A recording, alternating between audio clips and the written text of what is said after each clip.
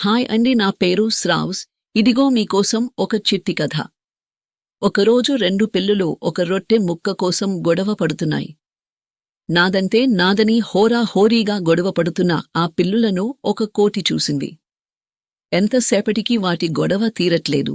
ఈ సమస్యకు పరిష్కారం వాటికి తోచలేదు.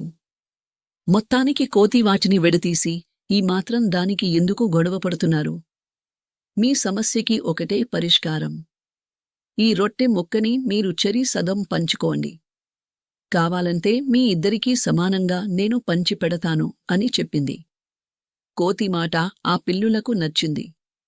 ఆ రొట్టె ముక్కను కోతికి ఇచ్చారు. కోతి ఆ ముక్కను రెండుగా చేసింది.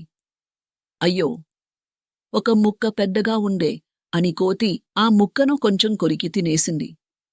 అరెరే, ఇప్పుడు ఈ ముక్క పెద్దగా అయిపోయింది అని రెండో ముక్కలో కొంచెం తినేసింది. ఛా, ఇప్పుడు ఇది పెద్దగా అయిపోయింది అని మళ్ళీ మొదటి ముక్కలో కొంచెం తినేసింది. ఇలా కొంచెం కొంచెం చేసి మొత్తం రొట్టె ముక్క కోతి తిని తురున చెత్తెక్కి పడుకుంది. పిల్లులు రెండూ నోరు వెలేసి చూస్తూ నిరాశగా వాటి దారిన అవి వెళ్ళిపోయాయి.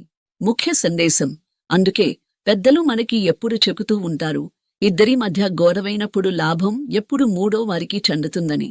ఇలాంటి వీడియోస్ కోసం ప్లీజ్ లైక్ అండ్ సబ్స్క్రైబ్.